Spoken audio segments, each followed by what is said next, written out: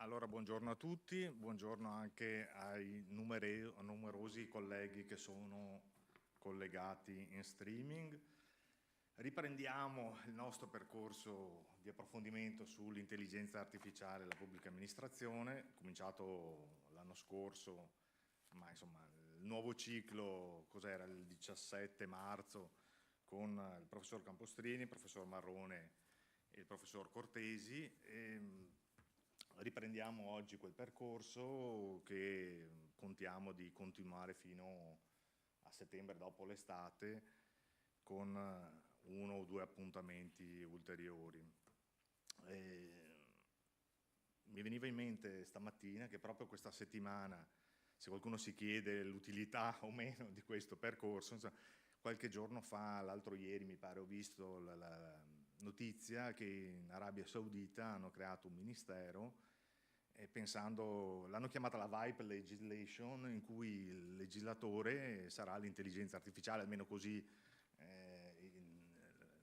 la stampa comunicava, insomma, quindi penso che si aprano una serie di problemi di carattere sia tecnico, sia di rappresentatività, di democraticità del sistema e anche di applicazione delle regole molto interessanti. Oggi abbiamo due autorevoli relatori, sono la professoressa Faini, professoressa di filosofia del diritto, ma che ha scritto molto proprio sull'informatica giuridica, il rapporto tra legislazione e tecnologia e intelligenza artificiale, che ci parlerà essenzialmente dei profili giuridici dell'amministrazione, mi piace molto, profili giuridici dell'amministrazione algoritmica, e poi, visto in un'altra prospettiva, il professor Peruzzi, professore di diritto del lavoro, sono ansioso di leggerlo, ho visto una bella monografia proprio di diritto del lavoro e intelligenza artificiale l'anno scorso, 2 anni fa.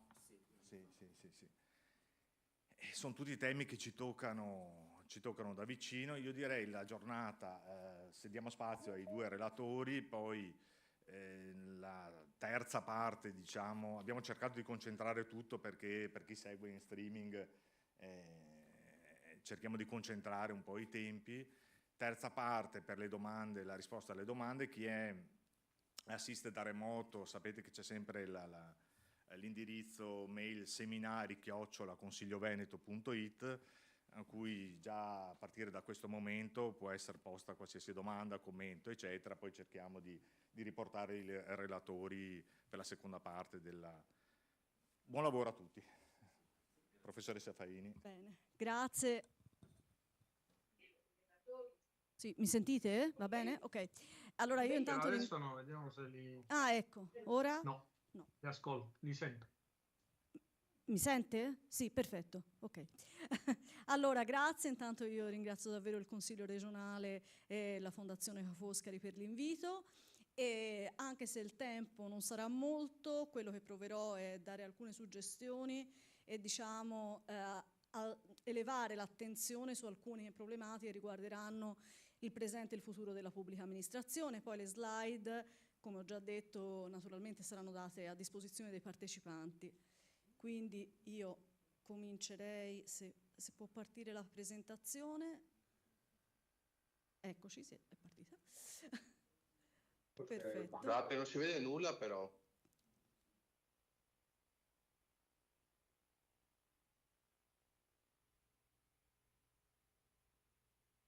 Ditemi se posso... Bene. Allora, quello che appunto faremo in realtà è cercare di comprendere quali sono i profili giuridici più urgenti nell'amministrazione pubblica relativamente al fenomeno dell'intelligenza artificiale che, a causa del regolamento europeo, ma anche di un disegno di legge già stato approvato dal Senato e che ora è stato alla Camera. Io sono stata in audizione la settimana scorsa proprio alla Camera dei Deputati, quindi diventerà verosimilmente legge, e anche in quel caso si prevede una serie di obblighi per le amministrazioni pubbliche. Quindi in realtà il tema sicuramente è di interesse. Allora, scusate un attimo, non si vede nulla da remoto.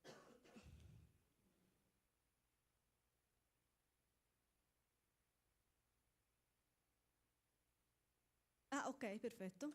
Allora io vado avanti. Allora farò un'introduzione che in realtà ci serve per capire se vogliamo esaminare il fenomeno dell'intelligenza artificiale a livello giuridico, è in realtà essenziale comprendere quali sono le caratteristiche tecniche, ontologiche, non certo, non dobbiamo diventare ovviamente degli informatici, ma le caratteristiche tecniche ontologiche che pongono dei problemi al diritto e che hanno determinato anche alcune scelte giuridiche e che hanno caratterizzato i primi casi giurisprudenziali che hanno visto in realtà l'utilizzo dell'intelligenza artificiale in ambito pubblico.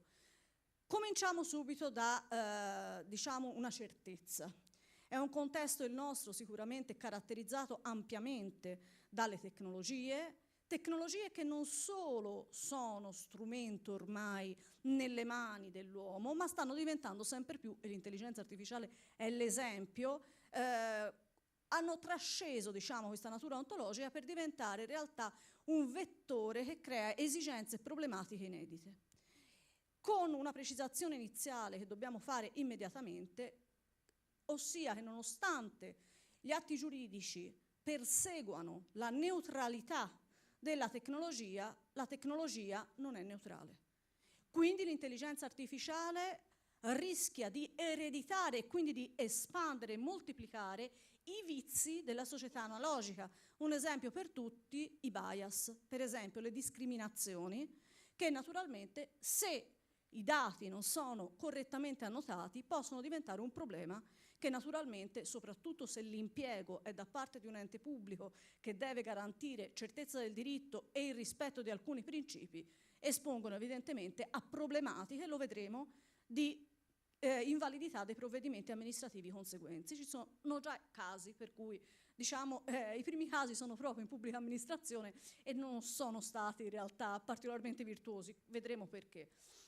Quindi siamo in un contesto in cui, altro aspetto da tenere in considerazione, la tecnologia come strumento, la materia prima, i dati.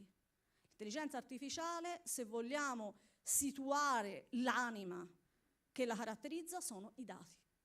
Perché più dati ha a disposizione, meglio riesce a assolvere al compito per cui è stata sviluppata. Quindi, pertanto, è evidente che le problematiche giuridiche staranno proprio da una parte nella tipologia di tecnologia, cioè ovviamente l'intelligenza artificiale e gli algoritmi di riferimento, l'altra nella materia di cui si nutre, cioè il dato. E è evidente che il dato può essere di diversa natura e determinare problematiche di origine molto diversa. Il diritto, perché è un ruolo fondamentale del diritto in questo contesto? Perché la regolazione europea, la regolazione nazionale? Perché evidentemente è lo strumento, a sua volta, il diritto con cui l'uomo regola la vita. Quindi evidentemente deve regolare ciò che sta rivoluzionando l'esistenza dell'uomo, perché banalmente, al di là dell'impiego nelle organizzazioni, anche nell'impiego privato, ChatGPT è diventato uno strumento di uso comune. Quindi l'intelligenza artificiale è strumento impiegato. Poi dobbiamo chiarirci su cosa è intelligenza artificiale. Quindi quello che il diritto deve riuscire a fare, e la difficoltà in questo, trovare un equilibrio il più possibile virtuoso tra prevedibilità e certezza, che è quella che sempre il diritto persegue, ma anche quella flessibilità e adattabilità che permetta allo sviluppo tecnologico di avanzare, di non sovrastare e di non limitare l'evoluzione tecnologica. Questo comporta un sistema normativo particolarmente complesso che non vede soltanto norme strettamente intese del legislatore europeo o nazionale, ma anche atti di soft law, quindi linee guida, provvedimenti, dove in realtà trova forma quel principio che troviamo all'interno della norma. Abbiamo un problema in più quando parliamo di intelligenza artificiale. Il problema sta nel fatto che il diritto, cioè l'ecosistema di regole che dobbiamo applicare soprattutto in un contesto come quello pubblico, deve necessariamente interfacciarsi con ecosistemi di regole diversi, che però in quel contesto hanno un effetto e un'efficacia giuridica. A cosa mi riferisco? Mi riferisco a quella che possiamo definire la lex informatica, cioè il codice, non il codice quello cartaceo a cui siamo abituati, ma il codice informatico. Nel contesto digitale il codice mi dice quali sono gli effetti di determinate azioni che compio. Quindi in realtà mi dice quali azioni posso compiere, attenzione, il grado di trasparenza rispetto all'utente di quello che accade, e quindi necessariamente il diritto dovrà dialogare con queste regole informatiche sviluppate ovviamente non da legislatori ma evidentemente da produttori di intelligenza artificiale. L'altro ecosistema di regole con cui ci dobbiamo evidentemente interfacciare è quello delle piattaforme. Verosimilmente, se anche impieghiamo un sistema di intelligenza artificiale, faremo magari appunto un contratto di servizi con un soggetto esterno, potrebbe essere una big tech, che ha proprie regole. Anche se banalmente utilizziamo immagini create dall'intelligenza artificiale, attenzione a esaminare le policy di chi produce quella soluzione di intelligenza artificiale e che la regola in modo assolutamente legittimo in quella che è l'autonomia contrattuale privata. Quindi 2 ecosistemi. Il primo cosa mi comporta? Diceva Lessig Code is Law, con una provocazione, per cui nel contesto digitale ci sono state teorie di matrice americana addirittura che dicevano il diritto non deve interferire in questo contesto che è prettamente fuori dal diritto. Ovviamente non è così. Non siamo nel contesto digitale, in un contesto che esula dal diritto, ma sicuramente la regola digitale, la regola informatica è quella che determina gli effetti. Pertanto l'unica soluzione che il diritto ha è quella, con le sue regole, di incidere sulla tecnologia, di incidere sulla tecnica. Ed è esattamente quello che accade nel contesto anche dell'intelligenza artificiale. Perché a volte il diritto si rende conto che non è sufficiente la disposizione normativa, cioè una norma, ma si avvale della stessa tecnologia come antidoto per garantire il suo rispetto.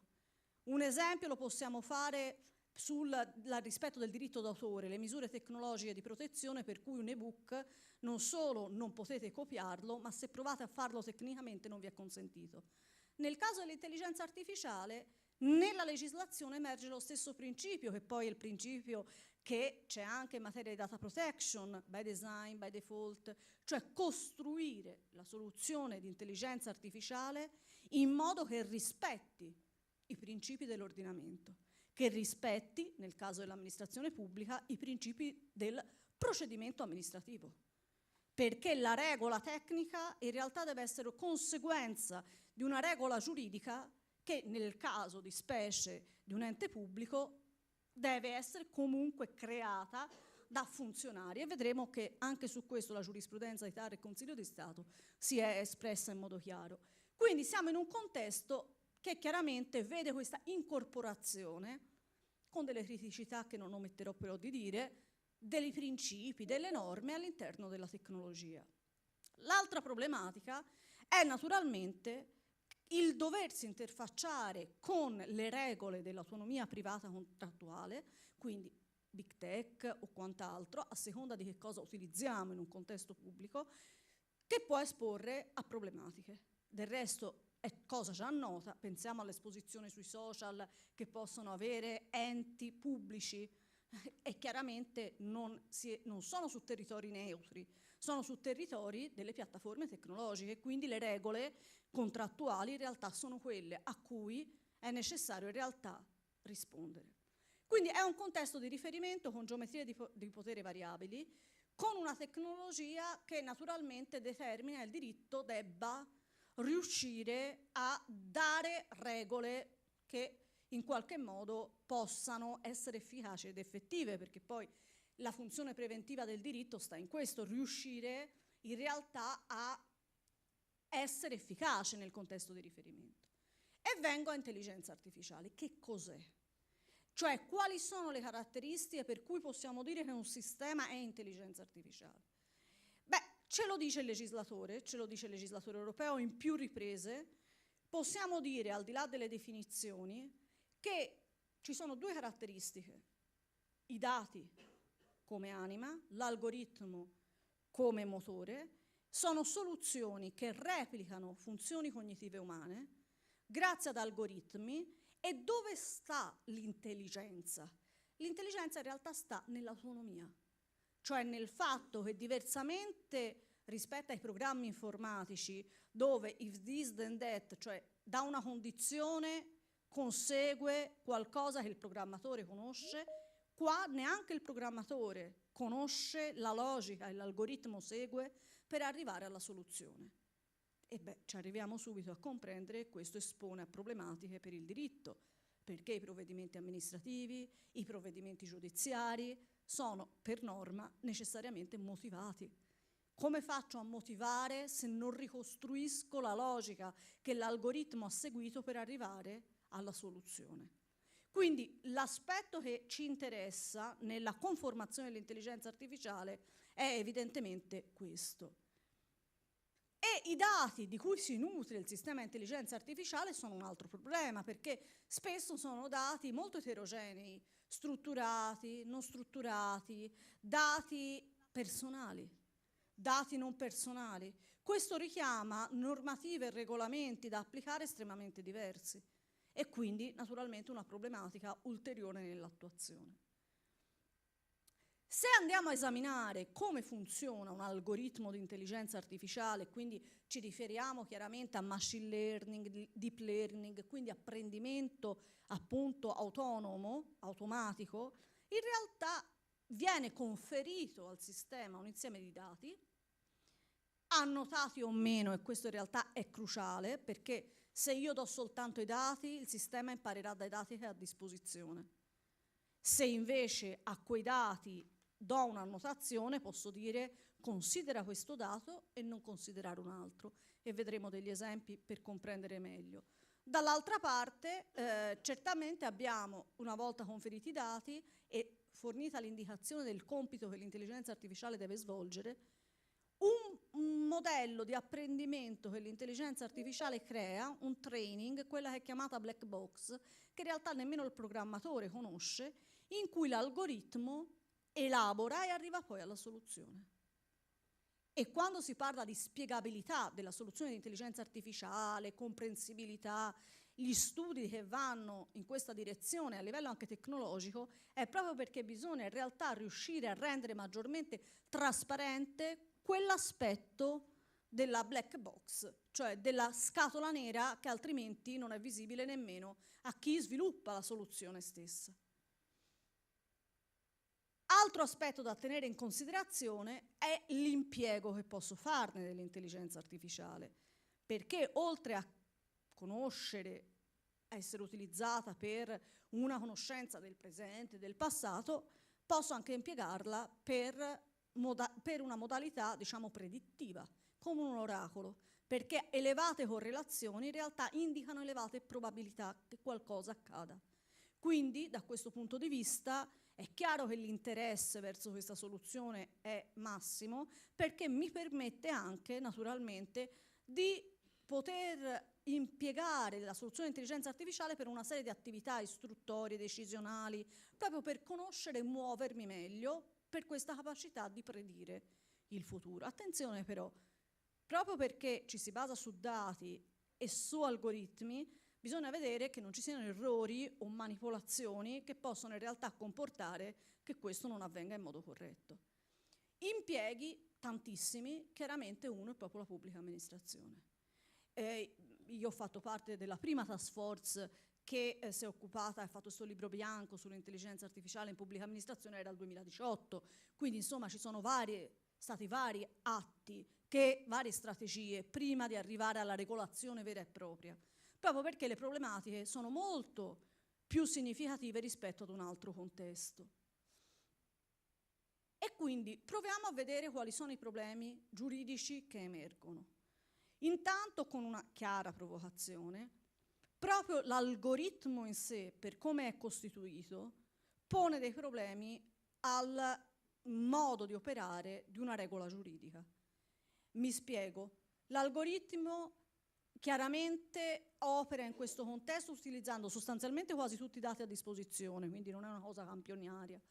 Va per inferenze, quindi non è come il ragionamento umano che cerca il perché delle cose e quindi una verifica a ciò che segue il nesso causale, diciamo. No, lì si va per inferenze. Correlazioni tra dati portano a risultati. Quindi meno esattezza, più confusione, ma risultati molto interessanti. E questo naturalmente è una predittività che mal si concilia con la prescrittività del diritto, è una velocità che mal si adegua al diritto, che ha una lentezza dovuta al processo democratico, e soprattutto l'inferenza, il fatto di andare per diciamo determinismi e quindi non per scelte e libere scelte, può andare a inficiare l'autodeterminazione del singolo. E questo naturalmente costituisce un problema. Questo ampiamente. Se poi andiamo più in modo dettagliato sui problemi relativi ai dati e agli algoritmi, li troviamo nell'uno e nell'altro. Possiamo fare alcuni casi celebri da questo punto di vista per capirsi. Intanto i dati. I dati devo avere dei dati di qualità.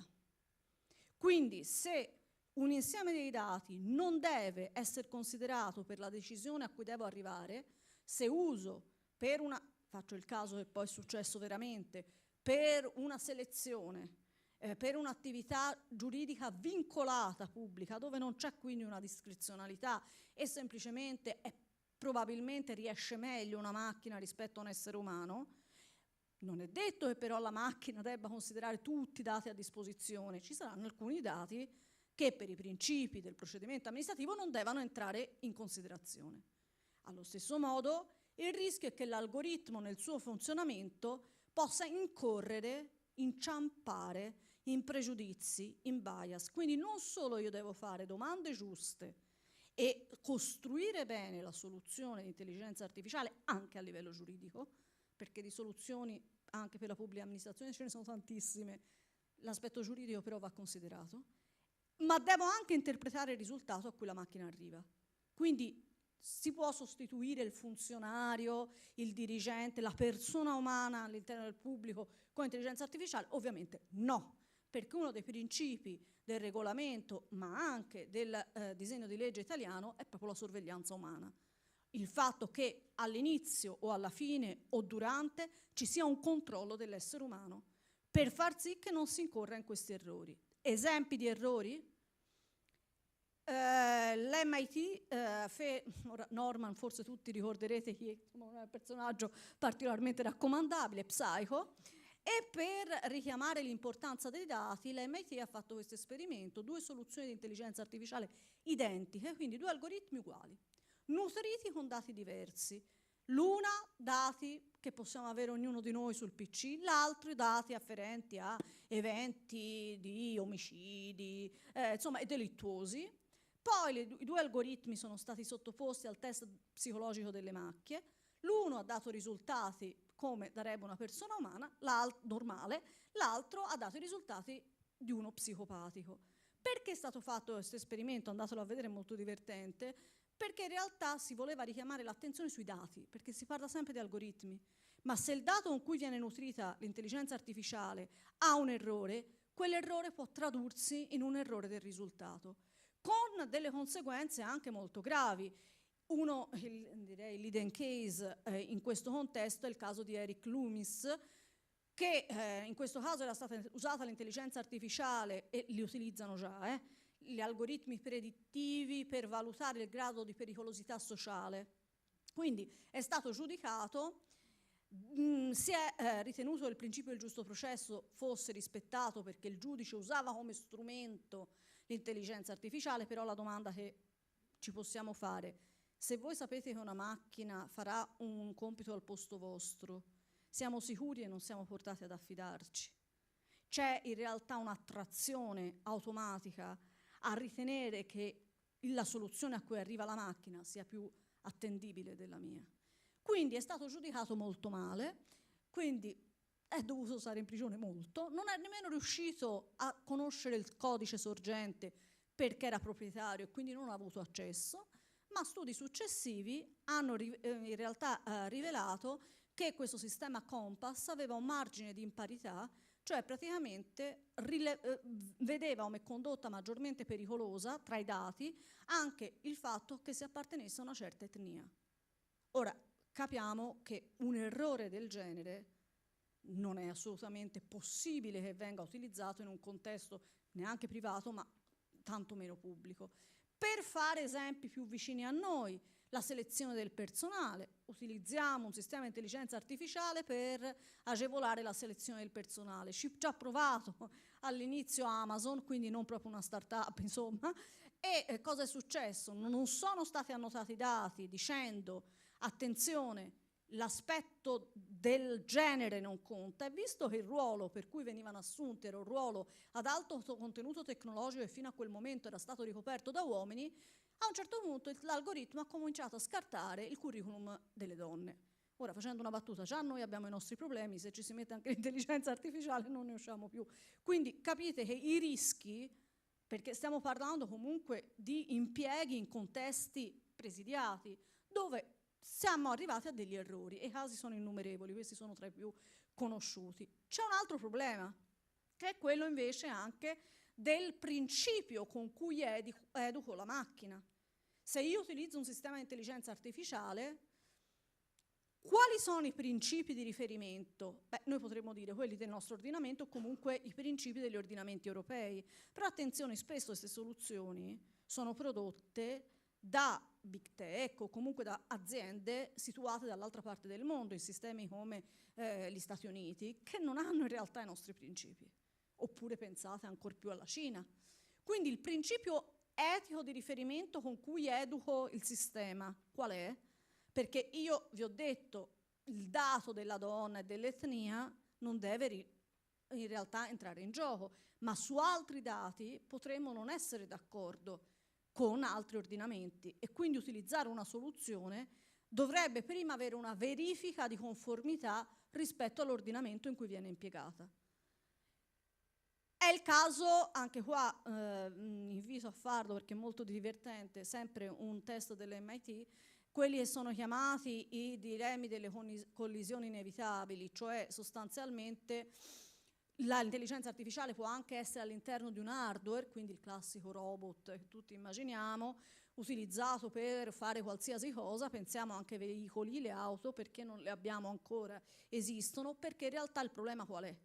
Che possono andare a interferire con posizioni giuridiche soggettive, anche la vita, e io devo educare la macchina. E come la educo? Se deve prendere una scelta in una situazione complessa. Se andate in quel link verrete messi davanti a delle scelte, come se foste gli sviluppatori, e dovrete scegliere quale soluzione. Ed è molto interessante anche i risultati finali, perché in realtà emerge la differenza tra il sentire etico di diversi ordinamenti. Quindi io mi aspetterei certe decisioni, certe scelte, e invece altri non hanno compiuto. Per esempio, ho l'auto che deve investire 2 persone dello stesso difetto al freno. Chi investe? Come sceglie? Glielo dico io, sceglie l'auto? Sceglie l'algoritmo?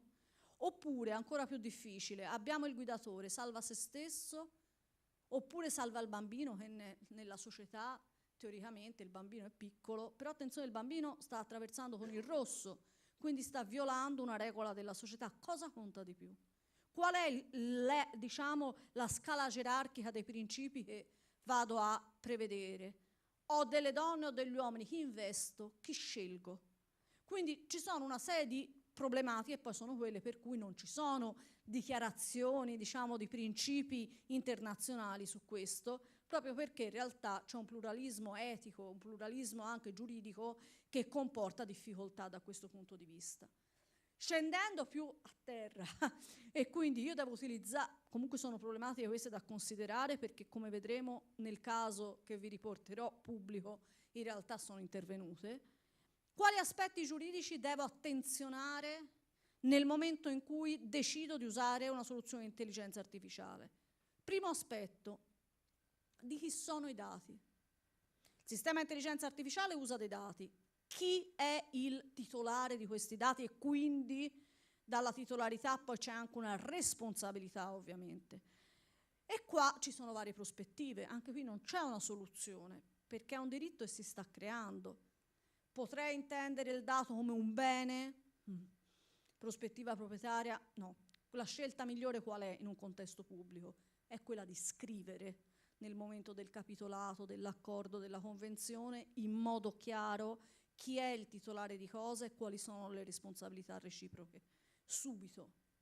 perché se poi arriva il problema, altrimenti entrano una serie di norme sulla proprietà intellettuale anche, quindi il software è naturalmente protetto dal diritto d'autore, le banche dati in questo caso non sono banche dati creative, ma comunque c'è un diritto, è il diritto sui generis che si applica, quindi comunque la scelta migliore è quella di regolare questo aspetto con il fornitore di intelligenza artificiale. Preoccuparsi subito, non prendere a scatola chiusa.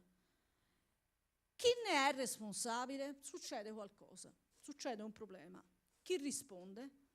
L'idea, c'è stato anche un momento in cui il Parlamento europeo si era chiesto sulla personalità elettronica, ma ha poi subito abbandonato l'idea perché creava più problemi di quelli che andava a risolvere, perché chiaramente poteva risolvermi qualche problema sulla responsabilità, ma se io ritengo che tu abbia la caratteristica di persona, hai anche magari dei diritti che ti devo riconoscere.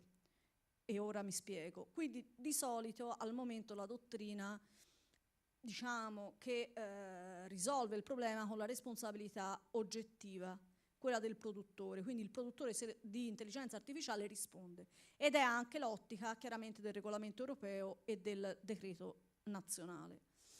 Il problema deriva in realtà dalla natura giuridica che vogliamo dare al sistema di intelligenza artificiale. Non è forse un oggetto, non è forse un soggetto, ma quantomeno è, come lo definiscono le norme, un sistema agente, perché in qualche modo è autonomo in alcune sue azioni. Quindi sicuramente da questo punto di vista possiamo trovare questa diciamo, soluzione. Perché no la personalità elettronica? Perché se io riconosco la personalità elettronica, se per esempio l'intelligenza artificiale crea qualcosa, come questi quadri che vedete sono creati da soluzioni di intelligenza artificiale, a chi attribuisco il diritto d'autore? Per come è la nostra legislazione, per forza una persona umana.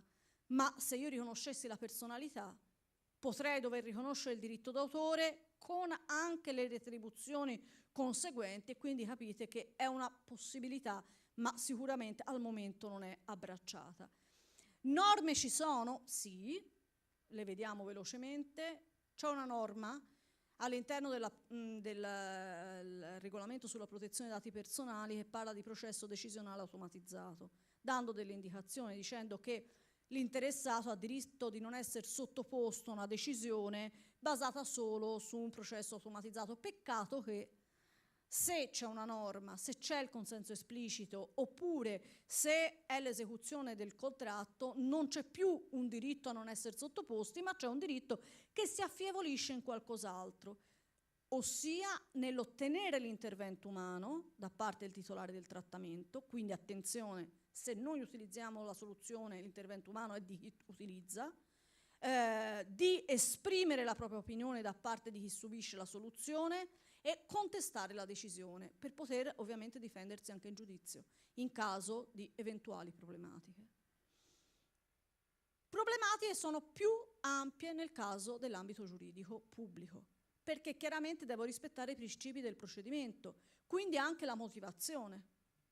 Ed è qua che appunto abbiamo il caso a cui ho fatto riferimento più volte, vale a dire sostanzialmente questo caso relativo alla mobilità tra i docenti della scuola secondaria. Quindi era un caso semplice, in realtà si trattava di dare dei punteggi e spostare le persone in base al punteggio che avevano. Quindi qualcosa in cui non c'era discrezionalità amministrativa, l'attività vincolata, si è scelto di affidarla a un algoritmo. È chiaro che se ne parliamo qualcosa non è andato bene, perché praticamente chi si ritrovava in Sicilia si è trovato a Trento e viceversa, e quindi diciamo ha aperto un contenzioso giudiziario enorme, che è servito però a far dire qualcosa a TAR e Consiglio di Stato, con posizioni che seppur arrivano a conclusioni identiche, cioè il provvedimento è illegittimo perché viola chiaramente i principi del procedimento, però ci arriva per due strade diverse. Per il TAR non si può usare l'algoritmo in pubblica amministrazione, perché ex se viola i principi procedimentali. Cioè l'algoritmo non è capace di assicurare il procedimento amministrativo. Invece il Consiglio di Stato abbraccia un'altra posizione. Dice l'algoritmo deve essere incentivato perché permette di svolgere meglio l'attività istruttoria, permette di arrivare in modo più certo alle conclusioni, ma l'utilizzo non può far eludere i principi dell'ordinamento. Quindi devo utilizzarlo in un modo che permetta la conoscibilità, la trasparenza, vi dicevo, e la giustiziabilità. Quindi io devo potermi difendere in giudizio se è stato un algoritmo arrivare a un provvedimento per me sfavorevole. Nel caso di specie la situazione era con risultati paradossali e quindi violava i principi di imparzialità, trasparenza, e quindi il Consiglio di Stato in un primo momento dice niente, è illegittimo. Un secondo Consiglio di Stato arriva alla stessa soluzione, però addirittura crea un metaprincipio di legalità algoritmica, dicendo sì, si può usare nel pubblico, in ambito pubblico, ma deve rispettare 3 principi: conoscibilità e comprensibilità, quindi una ricostruzione di chi sono i soggetti, quali sono i dati, quali sono gli algoritmi impiegati, una non discriminazione algoritmica, quindi se ci sono problemi l'uomo deve intervenire per quantomeno mitigarli, e la non esclusività della decisione algoritmica, cioè non mi posso affidare all'algoritmo e dimenticarmi del procedimento. Ho bisogno dell'essere umano che presidia questo procedimento. Quindi in tal caso la censura non è più su un solo aspetto, ma è proprio sulla logica che non rispetta i principi appunto previsti. Brevemente, perché poi devo passare la parola al collega, il tempo è tiranno, ma tanto vi rimarranno le slide. Quali sono regole che possono interessarci a livello europeo e nazionale? Innanzitutto l'Artificial Intelligence Act va letto in un quadro regolatorio che non è solo il regolamento sull'intelligenza artificiale, va letto il regolamento sui dati, va letto con il Digital Markets Act, il Digital Services Act, perché in realtà sono un insieme di regolamenti che prevedano anche una governance di riferimento da tenere in considerazione, oltre a quelli già esistenti sulla protezione dei dati personali e la protezione dei dati non personali. Troviamo in questo atto quella tensione che vi dicevo fra prevedibilità, quindi il regolamento, quindi si applica anche disapplicando le norme interne, ma con una serie di meccanismi di flessibilità, quindi possibilità di mutamenti nel corso degli anni, rinvio ad atti di soft law per adattarsi allo sviluppo tecnologico. E come si atteggia questo regolamento? Deriva in realtà da un quadro regolatorio molto complesso, su cui chiaramente non mi posso soffermare, che vede una serie di risoluzioni, comunicazioni, quindi non proprio norme, ma che in realtà sono quelle che poi hanno portato al regolamento europeo, e come vedete sono moltissime, anche addirittura a volte affidate a comitati di esperti, quindi non create dalle istituzioni, ma rinviate alla società civile, esperti, data la materia e la complessità della stessa. Poi siamo arrivati a questo regolamento che, diciamo, ha un approccio basato sui sistemi di rischio, un approccio preventivo che però possiamo anche in realtà un po' discutere se sia, diciamo, l'approccio migliore, perché in realtà sceglie preventivamente quali soluzioni sono legittime o meno e che rischio hanno. Quindi ci dice una serie di soluzioni sono a rischio inaccettabile e quindi vietate, non le possiamo usare. E quindi è semplice, insomma dipende, perché poi ci sono delle eccezioni, per esempio sull'identificazione biometrica, altri casi come il social scoring, eccetera, possiamo comprendere che siano illegittimi, però vi ricordo anche che in contesti come quello cinese sono assolutamente legittimi, quindi diciamo sono soluzioni scelte dell'ordinamento europeo, chiaramente, della regolazione europea. Quindi sono molti, quelli diciamo a rischio inaccettabili. Quelli che verosimilmente utilizza una pubblica amministrazione di solito sono sistemi ad alto rischio, cioè sistemi per i quali è necessaria una serie di conformità a prescrizioni. Cioè sono quei sistemi che si possono utilizzare per esempio appunto per le selezioni, per i procedimenti, tutti quei vengono utilizzati anche per assistere l'autorità giudiziaria, quindi il caso che vi dicevo precedentemente, cioè la maggioranza dei casi sta nei sistemi ad alto rischio. In questo caso cosa deve fare chi utilizza questi sistemi? Beh, in realtà il sistema che mette in campo l'Europa è un sistema per cui il produttore deve seguire una serie di indicazioni. Quindi dovrebbe fornire a chi utilizza il sistema di intelligenza artificiale una serie di indicazioni sui dati che usa, la conformità alle regole, sistemi appropriati di sorveglianza umana, cioè quegli aspetti che ho sottolineato in realtà tornano come prescrizioni cui però è rinviato il rispetto al soggetto che sviluppa la soluzione. Se non lo fa, sanzioni molto gravi ex post, però l'approccio è preventivo, diciamo.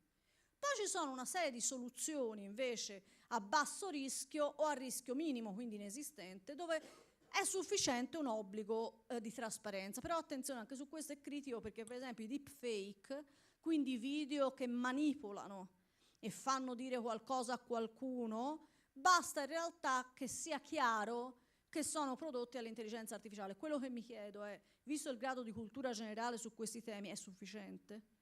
Sarà sufficiente o in realtà potrebbe, visto anche la sede in cui siamo, spostare il dibattito o addirittura orientare in un senso o nell'altro prima che le persone comprendano no, che effettivamente è una soluzione di intelligenza artificiale? Pensate alle fake news. Ci sono studi che dicono che anche una volta uno sa che non è vero, l'affidamento in qualche modo continua. Quindi, ecco, i sistemi di intelligenza artificiale generativa per lo più sono a basso rischio e quindi solo obblighi di trasparenza, a meno che non impattino sui diritti dei soggetti.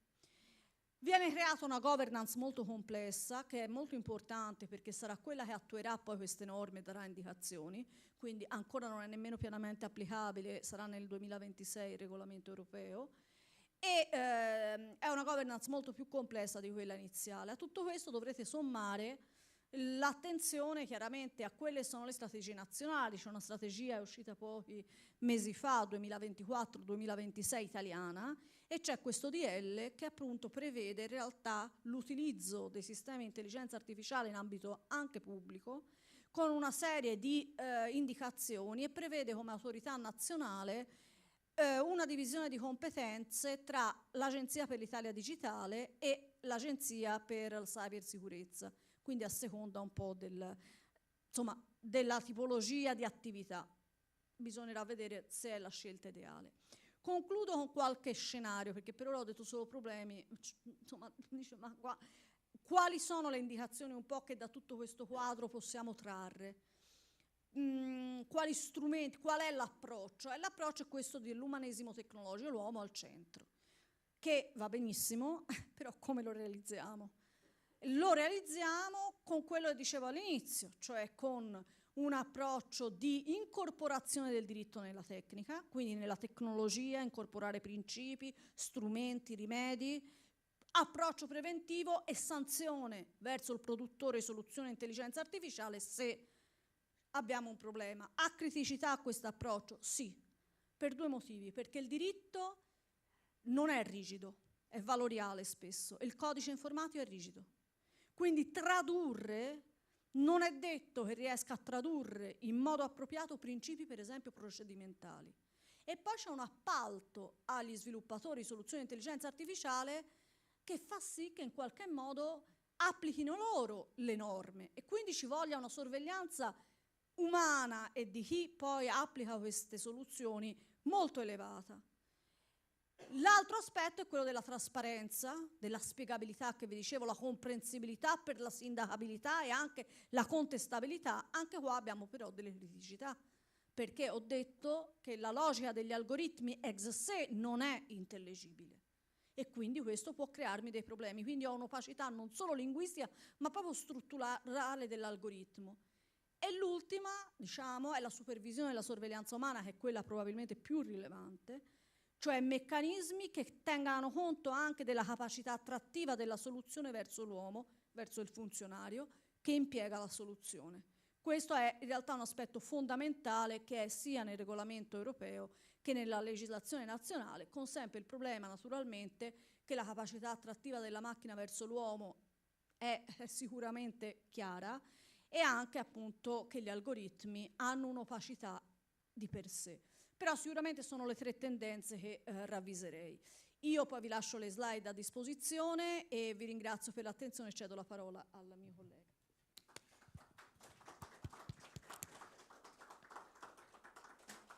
Grazie. Proseguendo il discorso partirei da delle immagini che in qualche modo richiamano alcune problematiche che in questo momento si pongono rispetto all'utilizzo dell'intelligenza artificiale. Mi concentrerei su quell'immagine dove vedete tutti i capi di Stato insieme sotto la scritta Summit sull'intelligenza artificiale. È l'11 febbraio di quest'anno e al termine del Summit di Parigi sull'intelligenza artificiale tutti gli Stati presenti firmano la dichiarazione finale tranne Stati Uniti e Gran Bretagna. Firma la Cina, non firmano gli Stati Uniti. Ed è un momento in cui si capisce che si sta arrestando quel processo di condivisione internazionale di principi di cui parlava Fernanda e che in realtà è estremamente importante nel momento in cui si ragiona di intelligenza artificiale, visto che le implicazioni non si circoscrivono all'interno del territorio nazionale. L'AI Act ha sempre, ce l'ha ancora, l'ambizione di scatenare quell'effetto Bruxelles che la riflessione scientifica aveva individuato nel GDPR, nel regolamento europeo sulla protezione dei dati personali. E infatti le regole dell'AI Act si applicano ai fornitori e ai deployer pur stabiliti al di fuori dell'Unione Europea laddove l'output sia utilizzato all'interno dell'Unione Europea. Ora, a vedere quello che è successo dopo il Summit di Parigi e soprattutto dopo la mancata firma degli Stati Uniti, parrebbe di capire che più di effetto Bruxelles stiamo assistendo a un effetto su Bruxelles, perché lo stesso giorno la Commissione europea ha ritirato la proposta di direttiva che avrebbe regolato un profilo che Fernanda ha richiamato come un profilo centrale, cioè quello della responsabilità di fornitori e deployer, cioè chi utilizza sotto la propria autorità il sistema di intelligenza artificiale, per danni causati da sistemi di intelligenza artificiale. Era una proposta di direttiva che era fondamentalmente in stallo da 2 anni, non stiamo parlando di una cosa che era lì per essere adottata e peraltro tantissime critiche aveva sollevato, però un segnale forte di arresto di fronte a quello che il vicepresidente degli Stati Uniti, J.D. Vance, ha definito la iperregolazione europea sull'intelligenza artificiale c'è stato, e lo stesso giorno la Commissione europea ha pubblicato un programma di lavoro nel quale tra le varie prospettive si pone, volte espressamente alla semplificazione regolativa, c'è anche una valutazione di impatto sul pacchetto digitale della regolamentazione europea, che include non solo l'AI Act ma anche il GDPR sulla protezione dei dati personali, per capire se queste regole possano essere semplificate soprattutto per le piccole e medie imprese. Vedete poi tra le immagini alcune bandiere. Prima che la guerra tra Stati Uniti e Cina si sviluppasse sulla questione dei dazi, c'era chi diceva che se c'era un posto nel mondo dove poteva scoppiare la guerra tra i due era Taiwan, e questo perché è il collo di bottiglia del mercato globale sui microchip.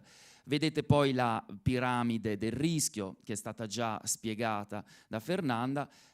C'è uno slogan, Make it fair. Il problema della sostituzione dei lavoratori legata all'utilizzo di sistemi di intelligenza artificiale, soprattutto generativa, riguarda ad esempio i lavoratori creativi, gli artisti, ma anche i giornalisti, gli sceneggiatori, i registi, i cantanti.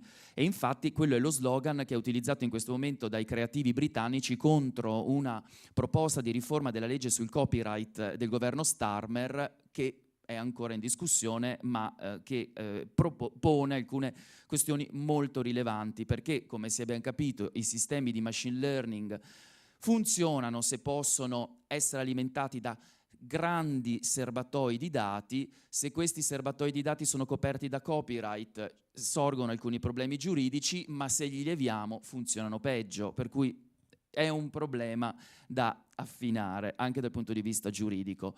L'Islanda, perché Perché? Perché in realtà l'Islanda accoglie molti data center, diciamo così, e noi ci dimentichiamo sempre che l'intelligenza artificiale non pone solo un problema di impatto sociale, impatto giuridico, ma anche impatto ambientale. Innanzitutto perché serve tantissima energia per l'alimentazione dei sistemi che imparano la regola macinando dati, e poi bisogna anche raffreddarli perché si surriscaldano, e l'Islanda è un po' individuata come simbolo di questo problema perché ha tantissima energia geoelettrica insomma anche energie rinnovabili, diciamo, e soprattutto grandi quantitativi di acqua, e infatti è un ottimo ambiente per la collocazione dei data center. Questo invece per spaventarvi, perché prima io sono appena tornato dal Giappone, direi che la metropolitana di Tokyo è più o meno così. E questo è un po' la mappa che saremo chiamati a seguire nel momento in cui ragioniamo di sistema integrato di fonti applicabili, perché quando ragioniamo e riflettiamo sulla tutela del lavoratore di fronte all'utilizzo datoriale di sistemi di intelligenza artificiale, oggi non possiamo più rispondere c'è l'articolo 4 dello Statuto dei lavoratori. Oggi il giurista e l'operatore del diritto, in più in generale, deve confrontarsi con una pluralità di fonti di livello europeo e di livello interno e verificarne le interrelazioni. Peraltro non facili, perché proprio in questo momento gli Stati membri stanno sollevando tutta una serie di questioni, l'aveva fatto anche Draghi, un attimo che è autonomo anche il mio... E l'aveva fatto anche Draghi nel proprio report sulla competitività di settembre. Ci sono alcune interrelazioni tra AI Act e GDPR che in qualche modo in alcuni momenti sollevano problematicità e conflitti, per cui saranno da verificare. In ogni caso, quello che dobbiamo capire è che quando ci troviamo di fronte a un sistema automatizzato, cioè basato sull'esecuzione di un algoritmo, dobbiamo capire innanzitutto se si tratta di un sistema di intelligenza artificiale e se quindi ha quelle caratteristiche poste dalla definizione di intelligenza artificiale indicata nell'AI Act. È una definizione che non consente di escludere a priori e predeterminare una lista di sistemi inclusi ed esclusi, e ce lo dice la stessa Commissione europea, che ha individuato con degli orientamenti e delle linee guida un po' degli elementi per declinare nel concreto questa definizione. Ad esempio il concetto di autonomia, la Commissione europea ce lo spiega nel senso che il sistema deve essere in grado da solo di generare l'output. Attenzione che l'output può essere una stima, quindi inferire un elemento, un'informazione ignota da un'informazione nota, può essere una decisione, può essere un contenuto, sistema di intelligenza artificiale generativa, può essere anche semplicemente una raccomandazione. E questo è per capire che non c'è una perfetta sovrapposizione tra sistema di intelligenza artificiale e sistema decisionale integralmente automatizzato, perché in questo caso abbiamo una decisione basata unicamente sul sistema automatizzato, quando il sistema di intelligenza artificiale può tecnicamente generare anche qualcosa di diverso da una decisione o una raccomandazione. Le due cose possono collegarsi, ma non c'è una perfetta sovrapposizione. È anche vero che se poi quel sistema ha un impatto sostanziale sul processo decisionale, sia esso anche umano, ecco che sorge un elemento che lo può far rientrare nella classificazione ad alto rischio, se chiaramente sia un sistema impiegato in una delle aree critiche d'uso, tra cui c'è anche quella dell'ambiente di lavoro, della gestione dei lavoratori. Attenzione che nel caso degli sistemi impiegati per gestire e selezionare i lavoratori, potrebbe anche rilevare un altro elemento che per l'AI Act determina de plano l'inclusione nella classificazione ad alto rischio, e che è il fatto che sia implicata una profilazione di persone fisiche, elemento quasi inevitabile se sto utilizzando un sistema per selezionare lavoratori, per valutarne il comportamento, per assegnare le mansioni, per cui è quasi inevitabile che un sistema di intelligenza artificiale impiegato nel lavoro sia classificabile come ad alto rischio, con tutto quello che ne consegue in termini di obblighi per il fornitore e per chi lo utilizza, il deployer, che peraltro può essere a sua volta anche un fornitore, però non voglio non voglio sovraccaricare la giornata di questioni. Un altro elemento che però la definizione individua come un elemento solo eventuale e non necessario è l'adattabilità, cioè il comportamento autoevolutivo del sistema dopo la sua implementazione, dopo la sua installazione e durante il suo uso. È un elemento che, se presente, può comportare una classificazione del sistema ad alto rischio, e questo avviene, penso al regolamento macchine, nel momento in cui ci sia un componente di sicurezza o un sistema con funzioni di sicurezza e che ha un comportamento autoevolutivo basato sul machine learning. Ecco, in quel caso ci troviamo, non vi spiego perché, ma è così, ci troviamo in una delle ipotesi per le quali l'AI Act colloca quel sistema nella classificazione ad alto rischio. Per cui capiamo che una cosa sono gli elementi che ci consentono di definire un sistema come un sistema di intelligenza artificiale, una cosa sono gli elementi che poi lo attraggono nella classificazione ad alto rischio. E certo, non siamo all'anno zero quando parliamo di AI Act. Innanzitutto l'AI Act è un sistema che si presenta come quadro di regole minimo e complementare. Minimo perché non osta all'individuazione di regole più favorevoli per i lavoratori anche attraverso la contrattazione collettiva. Dicevo, non siamo all'anno zero perché in realtà i contratti collettivi nazionali e aziendali stanno già intervenendo ampiamente sul punto. Faccio l'esempio per quanto attiene ai contratti nazionali a un contratto del settore elettrico che è stato 2 mesi fa sottoscritto, ma anche a quello del mese scorso del settore chimico. Vi leggo velocissimamente per farvi capire a che punto siamo, che per quanto attiene per esempio il settore elettrico, il contratto collettivo prevede un osservatorio bilaterale a livello nazionale, ma soprattutto che a livello aziendale siano previsti incontri preventivi di confronto e consultazione tra le aziende e le organizzazioni sindacali, previa formazione delle parti, perché la formazione, su cui arriverò fra poco di nuovo, è un tema centrale non solo per i dipendenti, ma anche per chi negozia. E parlo soprattutto delle organizzazioni datoriali, delle organizzazioni sindacali, dei datori di lavoro e anche dei dipendenti, per un coinvolgimento nell'analisi e nella verifica degli esiti dell'uso dell'intelligenza artificiale. Questo è settore elettrico e stiamo parlando di un contratto collettivo dell'11 febbraio. E poi 15 aprile c'è il contratto del settore chimica, dove c'è tutto un capitolo che predispone delle linee guida in materia di intelligenza artificiale per l'applicazione, la gestione dei processi in azienda.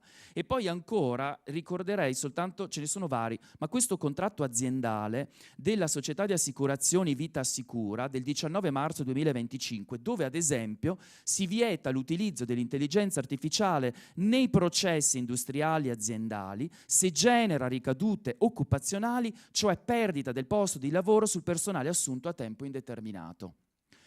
Non siamo all'anno zero neanche se guardiamo al nostro ordinamento inteso come intervento del governo, perché ci sono 2 partite in questo momento aperte e sono da un lato le linee guida per la pubblica amministrazione, molto interessanti perché vi dicevo prima che il sistema dell'AI Act è un sistema che non è soltanto minimo ma è anche complementare. Vuol dire che ha l'obiettivo di integrare le altre fonti senza comprometterne l'applicazione.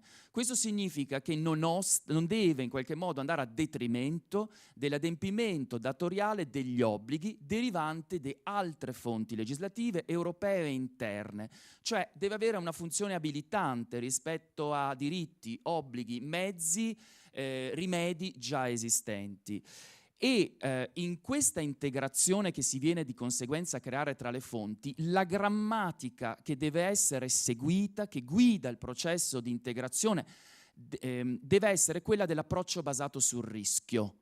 Quindi necessità di una valutazione di impatto, di una valutazione dei rischi e di una gestione dei rischi. È un approccio che per il lavorista è noto perché è quello che permea, che guida il sistema del diritto della sicurezza sul lavoro, ma è un approccio che le linee guida di cui vi parlavo rafforzano, cercano di appunto supportare e promuovere sia la bozza di linee guida per l'adozione dell'intelligenza artificiale nella pubblica amministrazione, che è stata elaborata dall'AGID, dell'Agenzia per l'Italia Digitale, che avrà una delle 2 funzioni previste dall'AI Act nel nostro ordinamento, e infatti all'interno si evidenzia come la pubblica amministrazione sarà chiamata ad applicare la valutazione di impatto non soltanto nel contesto della protezione dei dati personali, dove è prevista per legge ex articolo 35, si parla in quel caso di DPA, Data Protection Impact Assessment,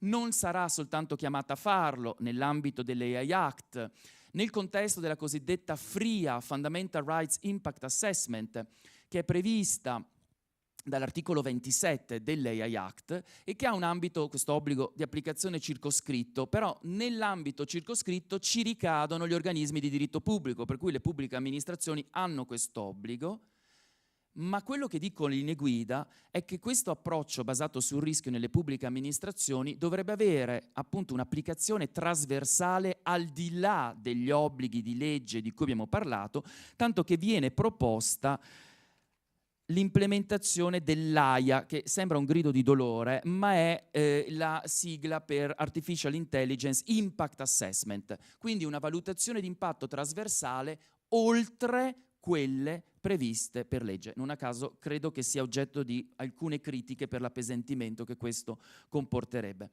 La stessa promozione dell'approccio basato sul rischio trasversale, perché come cercherò di spiegarvi fra poco, è una tecnica, quella dell'approccio basato sul rischio necessaria di fronte ai rischi che l'intelligenza artificiale solleva. Questa stessa valorizzazione la si ha in altre linee guida che sono state questa volta presentate dal Ministero del Lavoro. Sono linee guida per l'implementazione dell'intelligenza artificiale nel mondo del lavoro. Sono più giovani perché sono solo di metà del mese scorso, infatti è ancora aperta in questo caso la consultazione pubblica, e in questo caso si evidenzia come l'approccio basato sul rischio sia necessario proprio per valutare tutti gli impatti che può avere l'intelligenza artificiale sul lavoro, dall'impatto sull'occupazione e la transizione lavorativa e quindi anche competenze, upskilling, reskilling dei dipendenti, dati, sicurezza sul lavoro e discriminazioni, perché come avrete capito, il tema delle discriminazioni è centrale e richiede necessariamente una valutazione di impatto periodica rispetto all'utilizzo dell'intelligenza artificiale nei processi, soprattutto di selezione decisionali, ma anche una valutazione che riguardi la qualità dei dati, perché le cosiddette proxy discrimination si vengono a creare nel momento in cui io do in pasto alla macchina perché apprenda la regola dei dati che non sono sufficientemente rappresentativi e all'interno dei quali pertanto c'è un gruppo sovrarappresentato, che potrebbe essere il gruppo degli uomini, e un gruppo sottorappresentato. Io posso anche togliere l'elemento genere, sesso, e quindi non dire alla macchina quello sono uomini, quelli sono le donne, ma ci sono poi degli elementi ricorrenti nei CV, ad esempio, all'interno di un gruppo, che la macchina riconosce come pattern ricorrenti all'interno del gruppo sovrarappresentato, cioè del gruppo statisticamente migliore rispetto all'obiettivo dato, perché la macchina utilizza un approccio statistico, non è cattiva, non è che vuole privilegiare gli uomini rispetto alle donne, ma se io gli do per apprendere la regola una serie di dati che sono per lo più riconducibili al gruppo maschile, lei imparerà che chi vince, chi deve essere selezionato, deve essere il soggetto che presenta quelle caratteristiche, quelle proxy, per cui posso anche eliminare il sesso come caratteristica all'interno dei dati, ma la macchina alla fine individuerà, capirà che c'è un gruppo sovrarappresentato, un gruppo sottorappresentato, il gruppo sovrarappresentato dal punto di vista statistico deve essere privilegiato, se quello è quello degli uomini o quelli con la pelle bianca o quelli con quell'altro, farà questa operazione e utilizzerà le caratteristiche ricorrenti di quel gruppo come proxy per adottare una decisione, ed eventualmente questa decisione potrebbe essere discriminatoria. Ecco, all'interno dell'AI Act troviamo dei sistemi non soltanto ad alto rischio, ma anche dei sistemi vietati. Tra questi, per esempio, ci sono i sistemi che utilizzano dati biometrici per inferire le emozioni dei dipendenti. E qui c'è stato inizialmente un contrasto interpretativo tra quello che indicava l'AI Act in uno dei considerando e quello che diceva la Commissione europea sul proprio sito istituzionale. Ora il tutto si è risolto perché la Commissione europea si è allineata a quello che dice il considerando dell'AI Act, per cui sappiamo che per emozioni non si deve intendere uno stato fisico come ad esempio il dolore o la stanchezza, e quindi sistemi volti a catturare, inferire da dei dati biometrici come può essere il movimento degli occhi o della testa, lo stato di stanchezza di un pilota o di un guidatore, non sono sistemi di inferenza delle emozioni. Potrebbero essere ad alto rischio, ma non sono vietati. Mentre è vero che il divieto di utilizzo di questi sistemi ha una deroga in materia di sicurezza, ma la Commissione dice che deve essere interpretata in modo restrittivo. Perché metto l'accento su questi sistemi? Perché sono qualificati dal trattamento di dati biometrici. E qui inizia il primo confronto.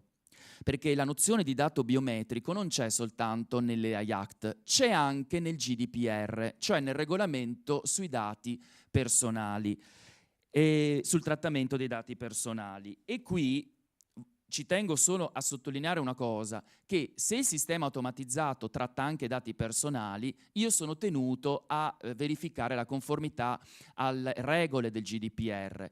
E il GDPR definisce dato biometrico come quel dato trattato anche con speciali tecniche e che consente però l'identificazione univoca del soggetto. Questo elemento, questa necessità che consenta l'identificazione univoca è prevista però solo nella definizione di dato biometrico all'interno del GDPR, non anche all'interno dell'AI Act, dove il dato biometrico, che può essere anche il modo in cui cammino, il modo in cui respiro, la mia firma anche, se non consente la mia identificazione univoca, come ad esempio un riconoscimento facciale del mio cellulare, non è un elemento che lo esclude dall'applicazione ai fini dell'individuazione di un sistema vietato. Cioè, quello che voglio dirvi è: dobbiamo confrontarci a questo punto con due definizioni di dato biometrico differenti, una ai fini del GDPR e una ai fini dell'AI Act, per capire come nel momento in cui mettiamo insieme le fonti ci sono già dei distinguo importanti che dobbiamo fare. Dicevo, se il sistema automatizzato tratta dati personali, non trova semplicemente applicazione l'AI Act, trova anche applicazione il GDPR. Attenzione che il concetto di dato personale è molto ampio, perché noi pensiamo al dato personale, non so, il codice fiscale, l'IRIDE, se trattato per consentire l'identificazione univoca, l'impronta o il gruppo sanguigno, cioè il nome, cioè pensiamo sempre delle informazioni legate alle caratteristiche soggettive della persona. Ma in realtà il concetto di dato personale è molto ampio. Anche informazioni relative all'utilizzo di un macchinario o di uno strumento di lavoro possono costituire dato personale se riconducibili ad una persona indirettamente, per esempio incrociando i dati tra l'utilizzo del macchinario e gli orari dei turni di lavoro, e questa informazione può essere utilizzata, come chiaramente lo è nel mondo del lavoro, per avere un impatto sulle condizioni di lavoro, i diritti e le libertà del soggetto. Ed ecco che quell'informazione che magari è legata semplicemente all'utilizzo del macchinario viene attratta all'interno dell'ambito di applicazione del GDPR, con tutto quello che ne consegue.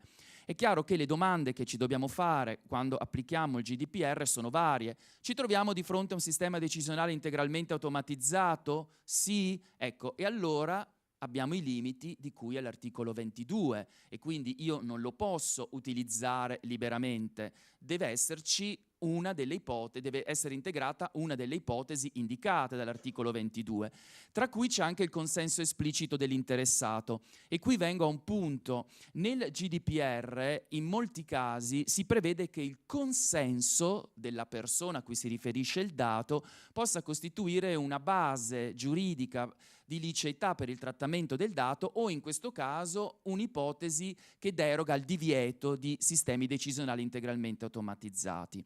Però un elemento che dobbiamo tenere in considerazione è che nell'ambito del lavoro, nell'ambito del rapporto di lavoro subordinato, il consenso del lavoratore nella maggior parte dei casi non è incondizionato, non è libero. E quello che ci dicono le linee guida europee sul GDPR è che laddove il consenso non sia libero e incondizionato non può essere utilizzato ai fini dell'applicazione di queste disposizioni. Bisognerà passare da un'altra ipotesi, ad esempio quella relativa alla necessità di dare esecuzione al contratto, la richiamavi tu prima. Però bisogna anche tenere in considerazione che l'articolo 22 pone dei seri limiti all'utilizzo di ex dati sensibili all'interno dei sistemi automatizzati. Anche lì sarebbe necessario il consenso esplicito, ma non può essere utilizzato nel contesto del lavoro. Ci sono i motivi di interesse pubblico, però sono limitati dalla normativa interna. Insomma, ci sono dei distinguo molto importanti da fare. Ecco, un elemento importante è che se il sistema è un sistema decisionale automatizzato o che consente il controllo a distanza, sorge l'obbligo per il titolare del trattamento, che per noi è il datore di lavoro, di eseguire quello che vi chiamiamo prima appunto la DPA, la Data Protection Impact Assessment, che è una valutazione del rischio nel contesto della protezione del trattamento e della protezione dei dati personali. È una valutazione di impatto che ha una sua articolazione, perché il soggetto deve anzitutto giustificare quel determinato tipo di trattamento, che nel nostro caso è automatizzato, rispetto alla finalità, deve essere necessario e proporzionato rispetto alla finalità. Quindi tecnicamente, se ci fossero dei sistemi anche algoritmici meno invasivi per le libertà degli interessati, bisognerebbe optare per essi se consentono di raggiungere lo stesso obiettivo, teoricamente. E poi, una volta fatta questa valutazione, bisogna anche mappare i rischi per tutti i diritti e tutte le libertà degli interessati. L'articolo 35 del GDPR non fa semplicemente riferimento alla riservatezza, alla privacy dell'interessato, a tutti i diritti e le libertà dell'interessato, e poi, come classico nella procedura della valutazione di impatto, adottare tutte le misure per la gestione di questi rischi e per garantire la compliance, la conformità ai principi del GDPR, tra cui il principio di trasparenza, il principio di minimizzazione fondamentale. Io posso utilizzare e conservare solo i dati pertinenti rispetto alla finalità e solo quelli strettamente necessari. Quindi anche la conservazione deve avere una durata per il tempo strettamente necessario. Lo sanno bene i datori di lavoro che sono confrontati con le linee guida dell'Authority sulla privacy, che a una certa gli ha detto: voi le mail, se le conservate su un cloud, le potete tenere lì, se le utilizzate come strumento di lavoro, per massimo una settimana. Poi le dovete cancellare, ovviamente, se è sollevato il putiferio. E siamo passati a 21 giorni. Oppure serve l'accordo con il sindacato.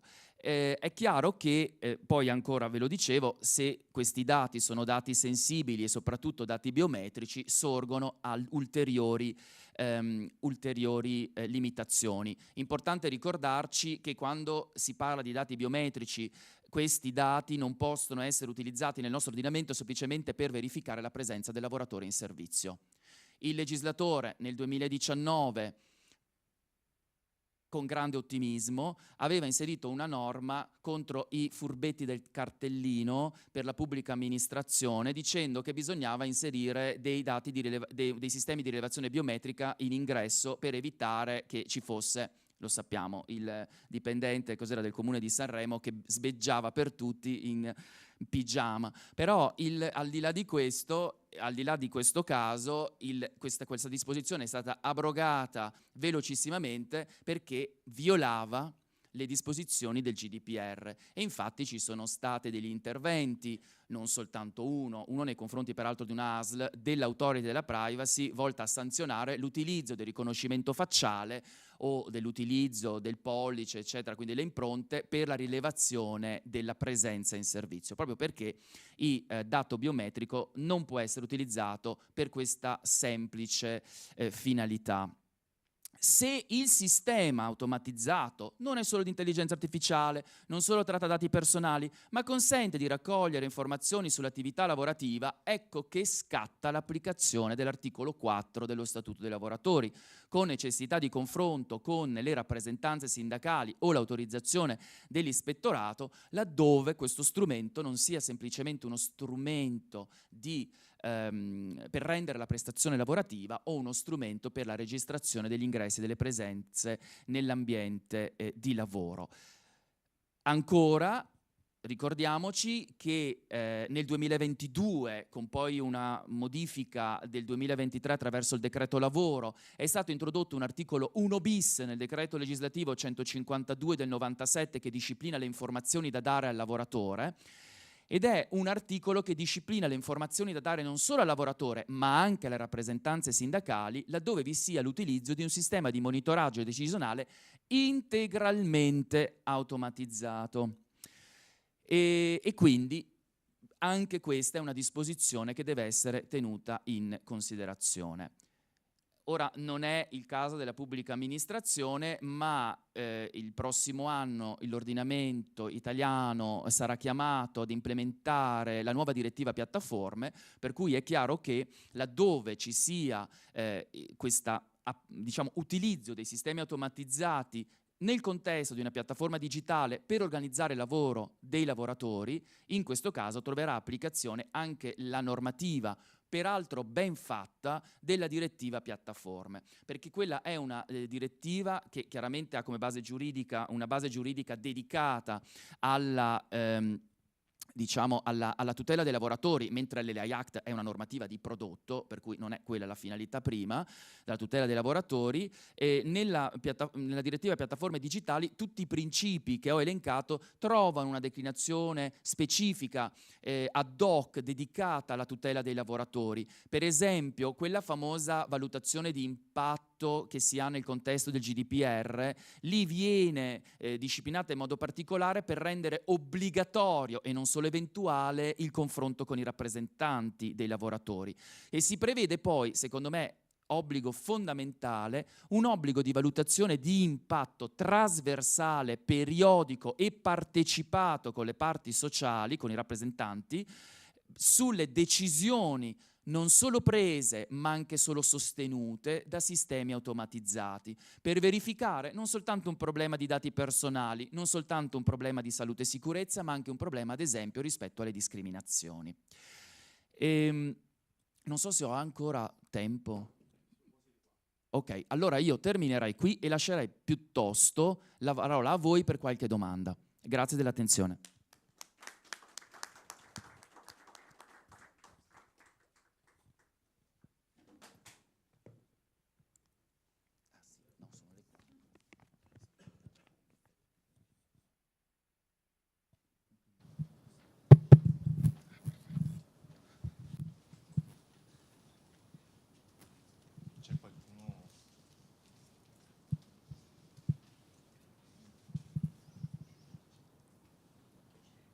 Domanda velocissima che mi veniva in mente, perché io penso al nostro core, attività legislativa, quindi nel ciclo della regolazione l'intelligenza artificiale già veniva fuori nel precedente incontro, è già quasi una realtà, se non ufficialmente, ufficiosamente, quindi nell'analisi ex ante, nella progettazione, nella valutazione ex post. E mi chiedo, ma com'è che possiamo riposizionarci, cominciare a riposizionarci, perché dobbiamo fare i conti, è una black box di fatto, noi non sappiamo cosa c'è dietro, il sistema valoriale che a partire dalla Costituzione noi comunque introiettiamo e ci serve per produrre ex ante, progettazione, eccetera. Come ci riposizioniamo? La risposta banalissima che mi veniva anche parlando tra di noi in queste settimane, forse dei gruppi multidisciplinari. Certo che non deleghiamo la vibe legislation eccetera, cioè sarebbe legittima, però di fatto noi siamo influenzati dall'utilizzo dell'intelligenza artificiale, e quindi gruppi multidisciplinari che riescano a governare di più questa black box di fatto, perché non sappiamo mai cosa c'è dietro, non conosciamo i dati, non conosciamo la costruzione dell'algoritmo, quindi cioè, è pericolosa perché ne siamo influenzati anche senza volerlo, tutto sommato. Allora, se posso rispondere, che dopo mi sa che devo scappare.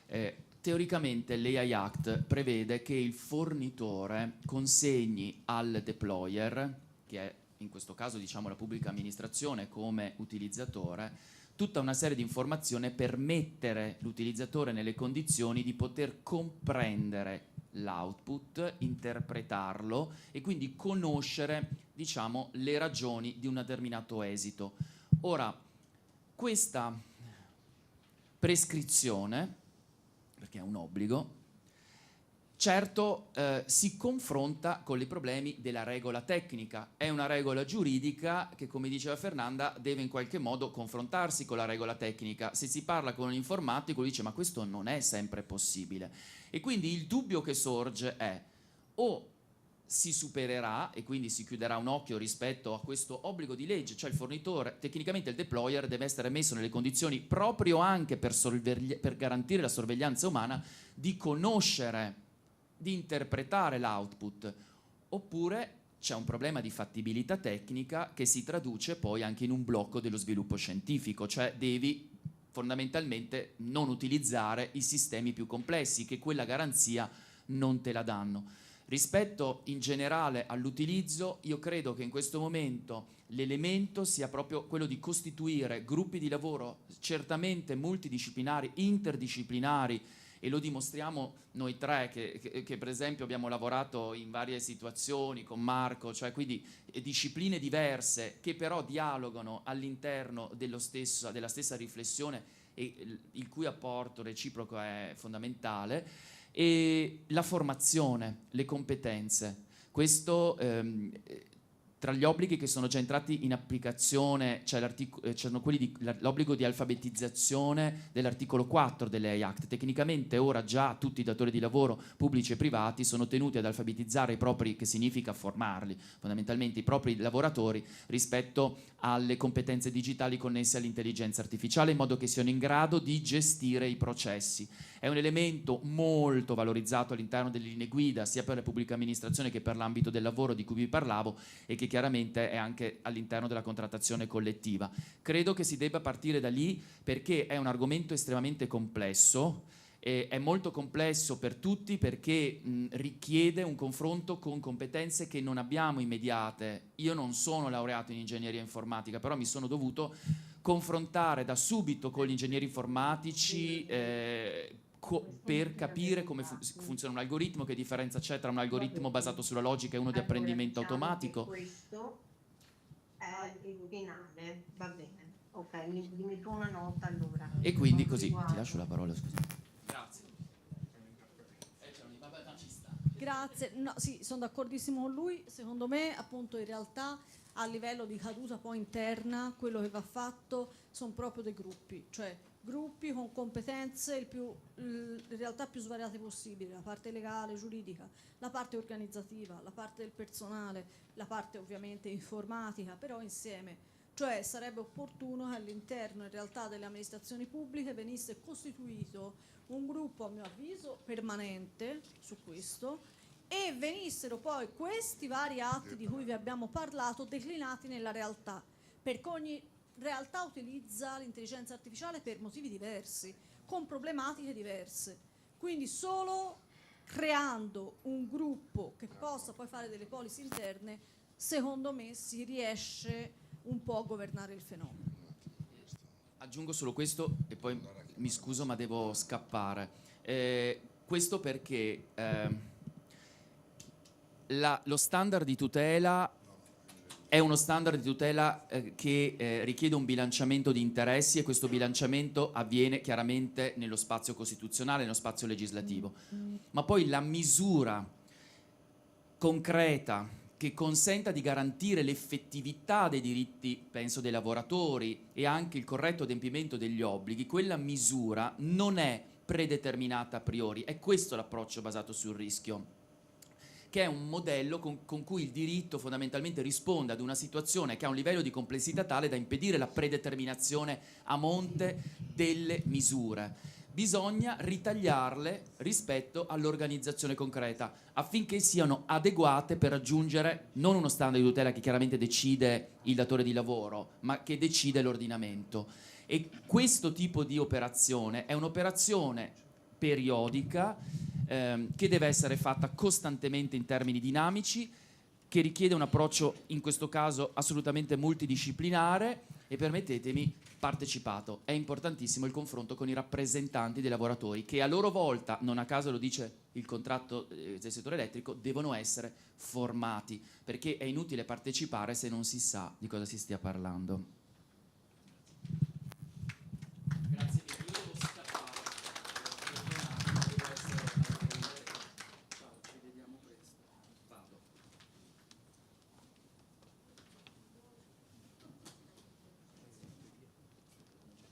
Grazie mille, perdonatemi, ma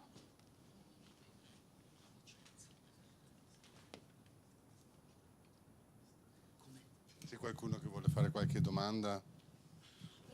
Ma anche riflessioni, qualcuno rompa il ghiaccio.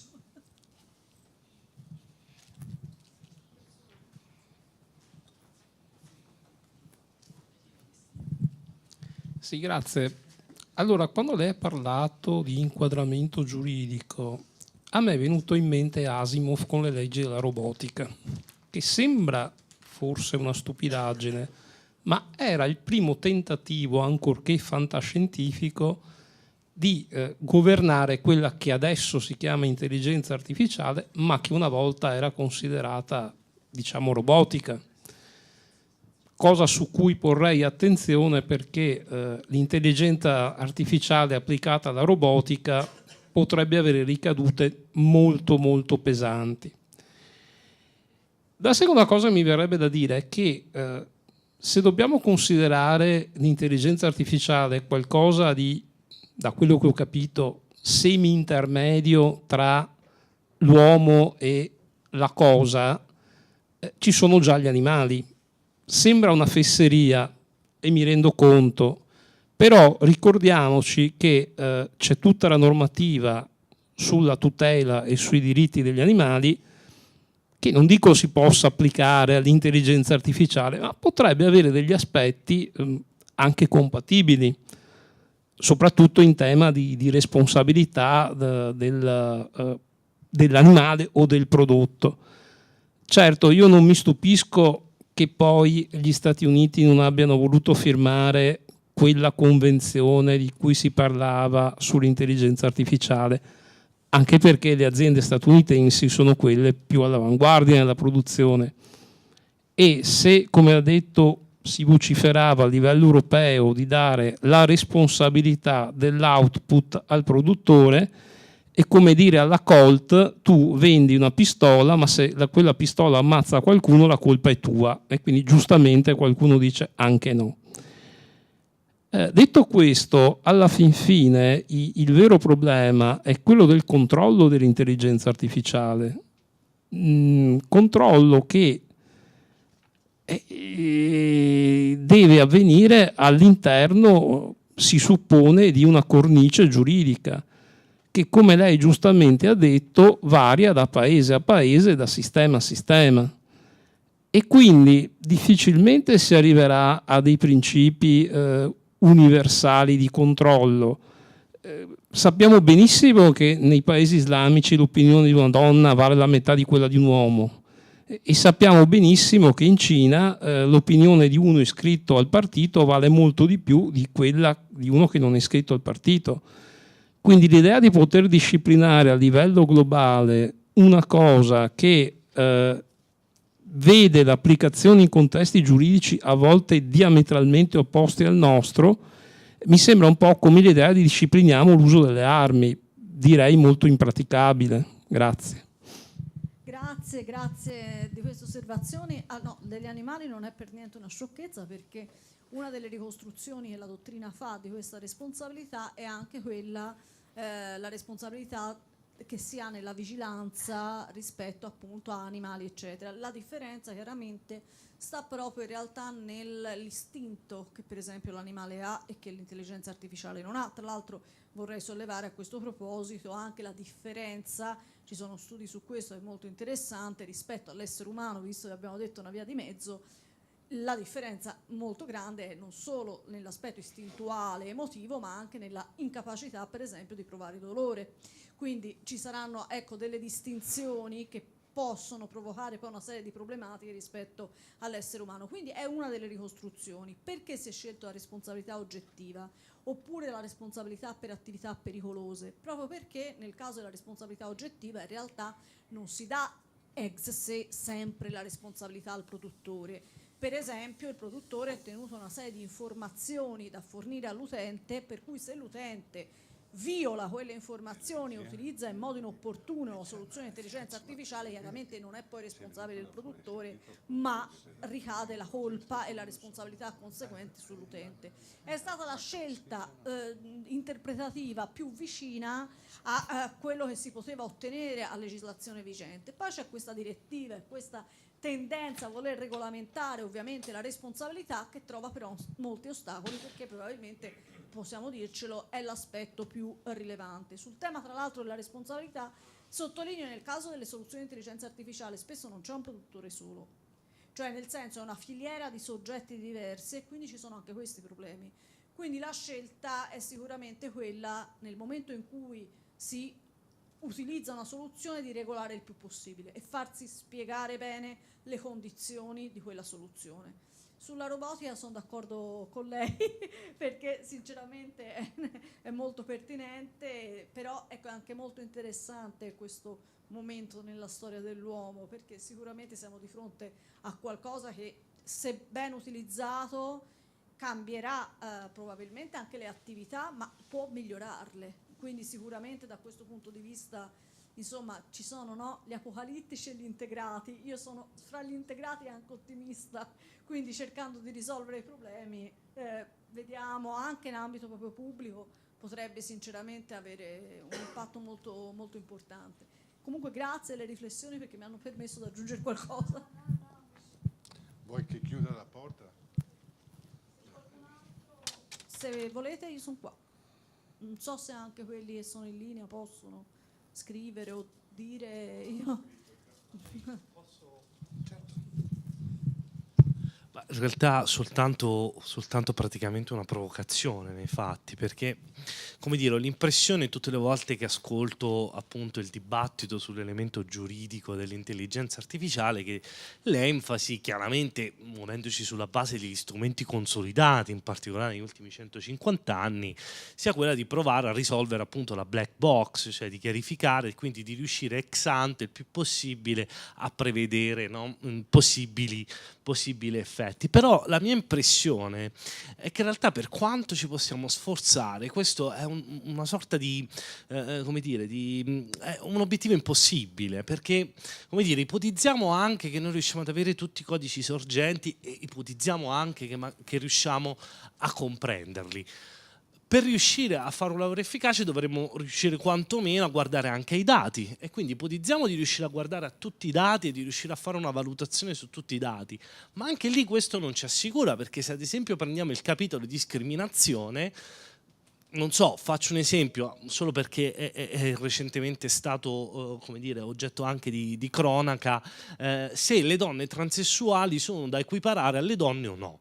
Quello dal punto di vista informatico è proprio, cioè, uguale, no? Quindi è molto semplice. Quindi all'ingegnere che Che cosa gli dobbiamo dire da questo punto di vista? Chi decide se è discriminazione equipararle o non equipararle, come appunto di recente anche la sentenza? Quindi in un qualche modo anche il concetto di discriminazione di per sé è un concetto complesso, e quindi mi verrebbe da dire che forse l'unico vero controllo possibile, per quanto sia giusto e ci possiamo sforzare a andare ex ante, sia effettivamente quello ex post, cioè ci stiamo muovendo su un terreno ignoto, ci saranno degli effetti dell'intelligenza artificiale anche nell'uso della pubblica amministrazione, e quindi dobbiamo mettere in cantiere che ci saranno degli errori, che ci saranno dei problemi, e quindi il punto è come affronteremo. E questo vuol dire, non so, la provocazione è questa, che forse l'unico vero modo per avere un'intelligenza artificiale giusta sia quella, come dire, di rendere giuste le organizzazioni, quindi in qualche modo di ripensare forse lo stesso modello organizzativo in modi che oggi non conosciamo, e mi verrebbe da dire democratizzare il più possibile le organizzazioni, ma quantomeno garantire un elemento di partecipazione, una continua governance di sorveglianza, perché effettivamente è l'unico modo che abbiamo paradossalmente intervenire sulla black box, non, come dire, ex ante ma ex post, e quindi in qualche modo interrogarci anche su quali sono i processi che bisogna costruire, quelli sì invece oggi, per riuscire ad avere anche degli elementi di verifica attendibili, perché altrimenti come dire, mi pare, e questo lo scenario diviene ancora più complesso se appunto ci interroghiamo sul fatto che le strutture, i cloud piuttosto non sono neanche di proprietà pubblica, quindi anche volendo risolverlo non riusciamo ad avere nessun tipo di garanzia, e quindi forse l'unico modo è davvero quello di ripensare in maniera radicale il modo in cui le organizzazioni, pubbliche amministrazioni ma anche quelle private si interfacciano con lo strumento tecnologico di per sé. Quindi ecco, era soltanto uno spunto. No, grazie. Io non è un caso infatti che la disciplina di cui mi occupo, l'informatica giuridica, sia sotto filosofia del diritto, perché in realtà quello che in questione è proprio il modello anche filosofico, etico di riferimento, perché è una tecnologia che in realtà mette in questione l'essere umano, quindi l'essere umano come singolo e nella sua organizzazione. Ed è vero che l'approccio è un po' ex post anche ora, perché l'ho omesso di dirlo, nelle slide c'è, il sistema di responsabilità oggettiva è accompagnato attualmente dall'obbligo in certi casi di sistemi di assicurazione obbligatoria. Quindi il caso è, se succede qualcosa c'è l'assicurazione e poi qualcuno risarcirà. Quindi l'idea che l'errore ci sia è così, ma del resto in informatica è così, cioè l'informatica non può e non riusciamo a renderla scevra da rischi. E poi, ma qui solleveremo un altro problema, pensiamo che è già molto semplice hackerare l'intelligenza artificiale, per esempio quella generativa, cioè anche la stessa ChatGPT ha una serie di limiti anche etici nella ricerca per esempio delle informazioni sui soggetti. Ecco, riuscire a bypassare questi limiti è molto semplice, quindi pensiamo anche a tutti i rischi da un punto di vista esterno, cioè di quello che può succedere laddove ci sia quello che già succede sui sistemi, un attacco nel caso all'intelligenza artificiale su come l'intelligenza artificiale arriva a decidere. Quindi è un altro aspetto questo su cui già la dottrina si sta interrogando e che sicuramente occuperà da qui a breve particolarmente anche forse le aule di tribunale. Grazie.